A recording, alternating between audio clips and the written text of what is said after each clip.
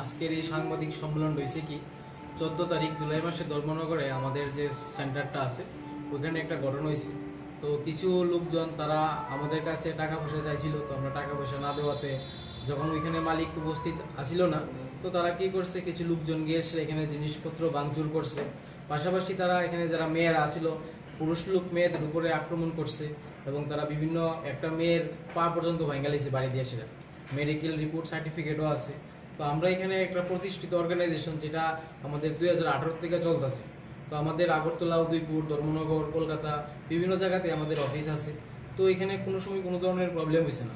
তো তারা মানসিক চিন্তা ভাবনা খারাপ আছিল, তো এই কারণে গিয়ে ভিতরে যাওয়ার পরও কোনো সমস্যা, কোনো প্রবলেম তো দেখছে না। তারা বাইরের থেকে দুইটা লোকরে ধরে আনছে, আইনা সেটা বিভিন্ন রকম মন্তব্য করছে। ওই দিনের ভিডিওটা যারা যারা দেখছে, তো তারা কম বেশি জিনিসটা বুঝতে পারছে। তো আজকের এই প্রেস কনফারেন্সটা করার পিছনে একটাই কারণ, যাতে মানুষ সত্যি ঘটনা জানতে পারে। তো এটাই আপনার কাছে আমার বিশেষ করে মানুষের মধ্যে পৌঁছানো, যাতে এই জিনিসটা সবাই জানতে পারে। কি নিয়ে ঘটনাটা হয়েছিল? ঘটনাটা হয়েছিল কি, তারা আমরা যে এখানে অর্গানাইজেশনটা আছে, তারা এখানে প্রায় 2 বছর যাবত চলতেছিল। তো তারা এখানে যে আসলো ম্যানেজার, তো ওর কাছে পাড়ার লোকজন কিছু আসিল। কোন জায়গায়? ধর্মনগর নয়াপাড়া। আচ্ছা। তো এখানে টাকা পয়সা চাইছিল। তো আমরা কইছি যে আমরা তো কোনো অনৈতিক কাজ করতেছি না, তো আমরা টাকা পয়সা কি লেখা দিব। তো তারা কইছে ঠিক আছে, তাহলে আমরা দেখুন তোমরা এখানে কিভাবে বিজনেস করো। তো যে ওই সময় এখানে মালিক না আসিল না, তো মালিক না থাকার পরেই তারা কিছু লোকজন বাইরে চিৎকার চেঁচামেচি করতে আসিল। হঠাৎ করে ভিতরে গিয়ে সেটা জিনিসপত্র ভাঙচুর করতেছিল, মেয়েদের উপর আক্রমণ করছে। তো এইটা নিয়ে সেটা একটা ঘটনা হয়েছিল। তারপরে হয়তো বাকিরা পুলিশ আসছিল, নিয়ে সেটা গেছিল। তো কোর্ট তাদেরকে রিলিজ করে দিছে, কারণ তাদের বিরুদ্ধে কোনো এভিডেন্স কিছু পাইছে না। তো তার কারণে কোর্ট তারা ছাইড়া দিছে। তো এটাই ছিল মেন বক্তব্য। তোমরা যে অর্গানাইজেশন, এটা কি এটা? এটা আমাদের একটা থেরাপি সেন্টার, যেটা আয়ুর্বেদিক মাসাজ থেরাপি। তারা যে অভিযোগ আসলো, এটা অভিযোগটা কি রূপে আসলো? তার অভিযোগ আসছিল কি, এখানে আমরা অবৈধ কাজ করতেছি। তো আমরা যে অবৈধ কাজ করতেছি, তারা তো এমন কোনো কিছু দেখছেও না, কোনো কিছু পাইছেও না।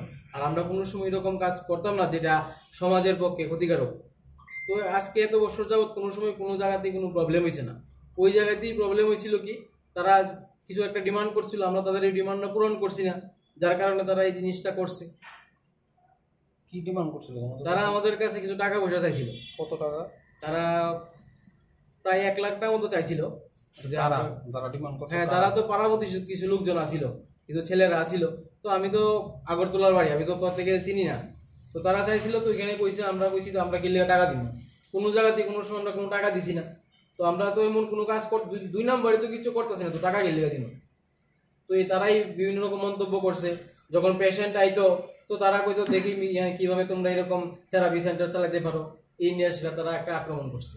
থেরাপি সেন্টারটা ওখানে কতদিন যাবত আসলো? ওইখানে আসিল প্রায় 1 বছর যাবত আসিল। তো প্রথম অবস্থায় কেউ কিছু তারা কইছে না, তো লাস্টের টাইমে তারা এরকম সিন ক্রিয়েট করছে। কি নাম তোমার? মিল্টন দাস। থেরাপি সেন্টারের নাম কি?